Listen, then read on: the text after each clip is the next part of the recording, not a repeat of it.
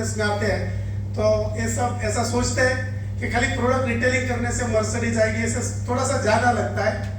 लेकिन यही करने से सब कुछ आगे चल के जैसे जैसे आप इस बिजनेस को करते जाओगे होता जाएगा। लेकिन शुरुआत में कुछ बात करो तो 7-8 साल पहले इस बिजनेस में आया।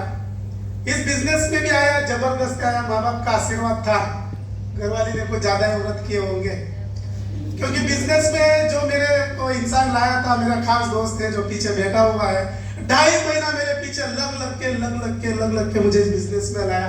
तो कहना क्या चाहता हूं, तो इस बिजनेस में लोगों को जबरदस्ती लाना पड़ेगा। तो ये क्या हुआ, मेरा पहला जन्म। तो पहला जन्म मुझे दोस्त ने दिया इस बिजनेस में, और जब मेरा दूसरा जन्म हुआ वो सर ने करवाया। कैसे, जो आपको बताया ना ट्रेनिंग मीटिंग, तो मेरे पैसे से सर ने थोड़ा सा झूठ बोल के मुझे फर्स्ट टाइम मुंबई लेके गए थे। हम जब मुंबई में गए थे तो हजारों की भीड़ थी, भारत का सबसे बड़ा ऑडिटोरियम, आपने शायद नाम सुना होगा, सन्मुखानंद हॉल। हजारों लोग थे, हजारों लोग की भीड़ में 2 इंसान थे जिस पे मेरी निगाह टिक चुकी थी। एक था सेंट्रल मजिस्ट्रेट सुनील सागवेकर। तो उनको देखने के बाद मैंने एक देखा कि यार इतना बड़ा मुंबई जैसे शहर में हजारों की भीड़ है और एक सेंट्रल मजिस्ट्रेट अगर इस बिजनेस में आईटीसी बन के खड़ा हुआ है, इसका मतलब बिजनेस में कुछ दम है। वो भी उसका नौकरी छोड़ चुका था, फुल टाइम इस बिजनेस में आया था। और उसके बगल में एक इंसान था जिसका नाम था संकेश वायर, जिनकी इनकम उनसे भी ज्यादा थी और जो खुद सिर्फ 9 पढ़े हुए थे। अगर एक 9 पढ़ा हुआ लाखों रुपए इस बिजनेस में कमाता है और एक सेंट्रल मजिस्ट्रेट पार्ट टाइम करते करते उस खुद का रिजाइन करके अगर फुल टाइम इस बिजनेस में करता है, तो मुझे उस दिन खुद पे विश्वास था कि संतोष तू इस बिजनेस में आने वाले साल में 2-3 लाख रुपए तो 100% कमाएगा।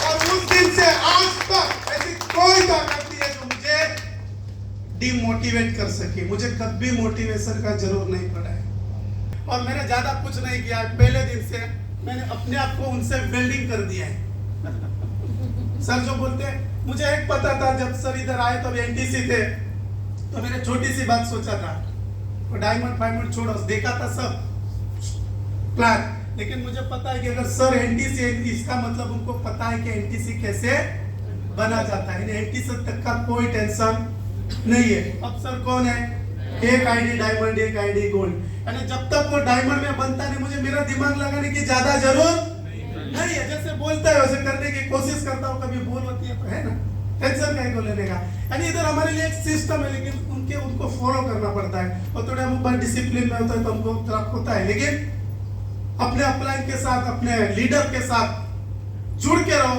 वो बोलते हैं वैसा करो। अगर हमको मेहनत करना है डेडिकेशन के साथ, तो हमको फैमिली के सपने पूरे करना है, नाम करना है।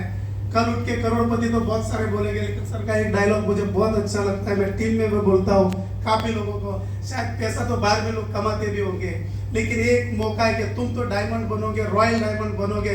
लेकिन सारा 1000 लोगों जैसे नीलेश सर आज डायमंड बने, शायद मैं नहीं भी होता, या सर से ज्यादा पैसे कमाने वाले भी ट्रेडिशनल मार्केट में, लेकिन वो डायमंड बने, करोड़पति बने, लेकिन मेरे जैसा एक आम रिक्शा वाला यहाँ के एनटीसी बन गया। यही बिजनेस की ताकत। Thank you.